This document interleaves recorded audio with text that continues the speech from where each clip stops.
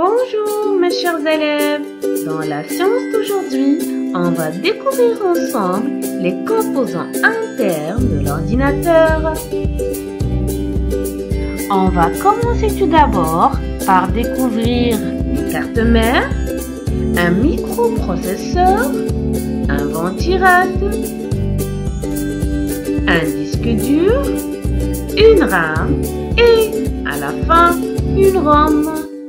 Qu'est-ce qu'une carte mère?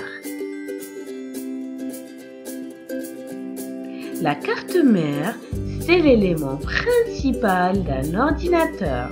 Son rôle, elle permet de relier tous les éléments internes de l'ordinateur.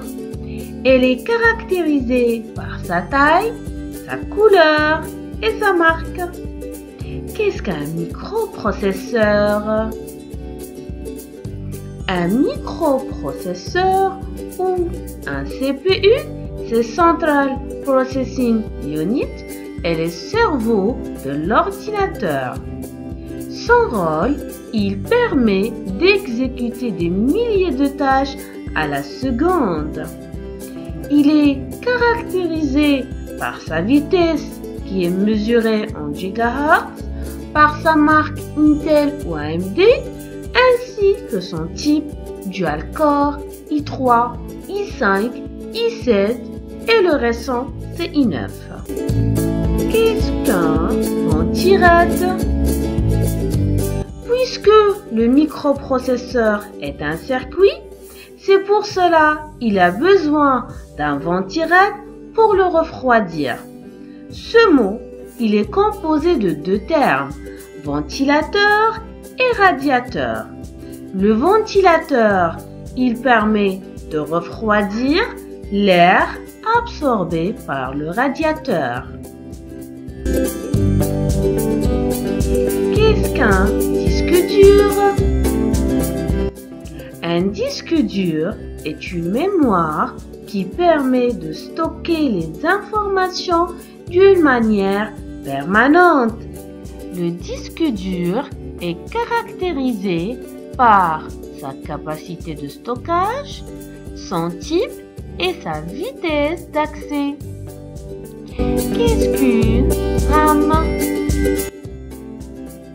RAM, c'est l'abréviation de Random Access Memory. C'est une mémoire volatile qui permet de stocker les informations d'une manière temporaire. Elle est caractérisée par la capacité de stockage ainsi que son type. Maîtresse, quelle est la différence entre une RAM et un disque dur? La différence entre la RAM et le disque dur. La RAM est une mémoire qui permet de stocker les informations d'une manière temporaire. C'est-à-dire, si j'éteins l'ordinateur et je le rallume, je trouve que la mémoire RAM est vide. C'est pour cela qu'on dit que la RAM est une mémoire volatile.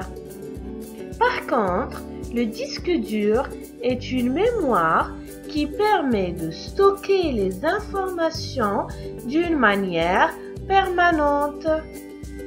C'est-à-dire, si j'éteins mon ordinateur et je le rallume, toutes mes données, je les trouve stockées sur le disque dur. C'est le contraire de la mémoire RAM. Prenons un exemple. On va comparer la mémoire RAM à une feuille de brouillon et le disque dur à une feuille d'examen. Toujours, avant d'écrire sur la feuille d'examen, on a besoin d'écrire sur le brouillon.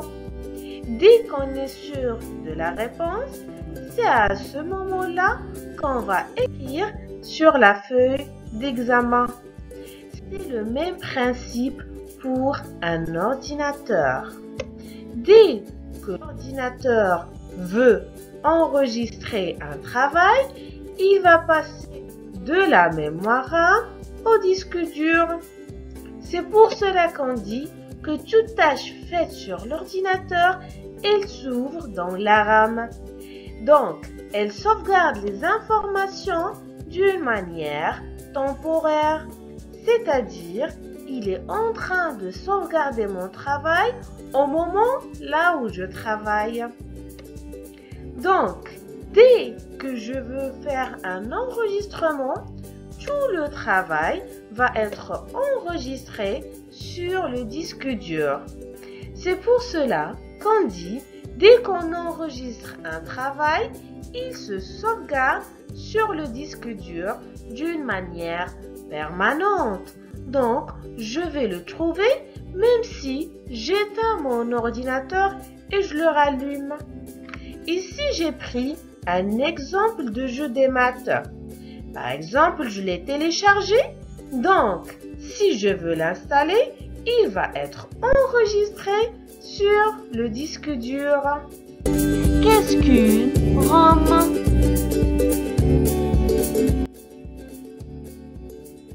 RAM est l'abréviation de Read Only Memory.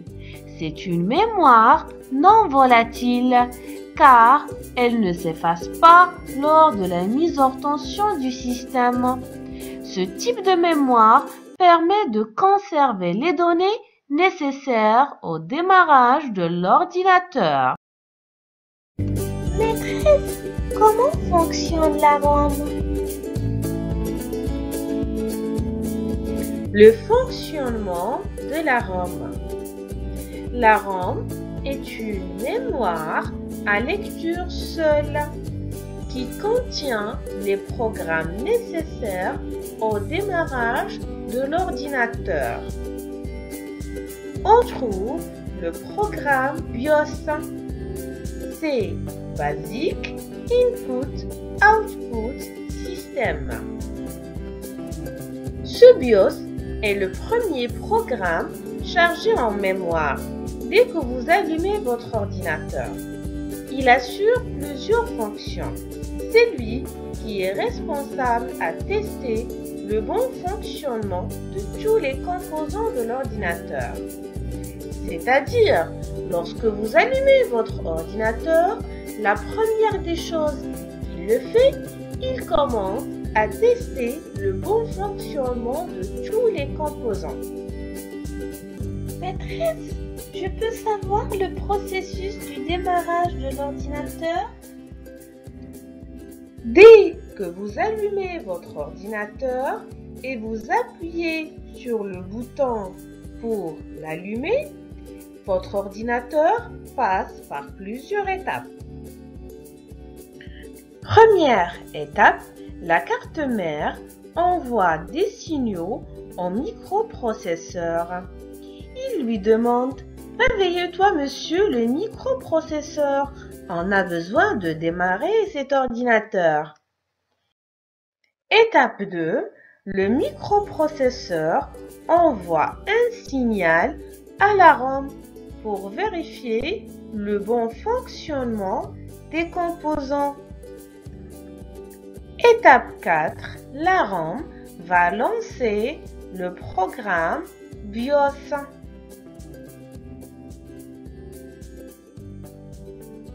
Étape 5, le BIOS vérifie le bon fonctionnement des composants.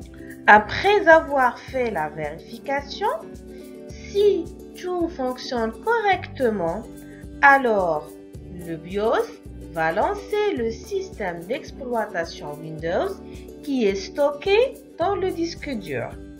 Sinon, c'est-à-dire si au moment de la vérification, le BIOS a détecté une anomalie ou bien un composant défectueux, à ce moment-là, il va signaler le problème sous forme des bips. Et selon le nombre de bips, selon le composant défectueux. Avec ça, on a terminé notre séance d'aujourd'hui. N'oubliez pas de faire votre résumé de cours. Au revoir, à la prochaine!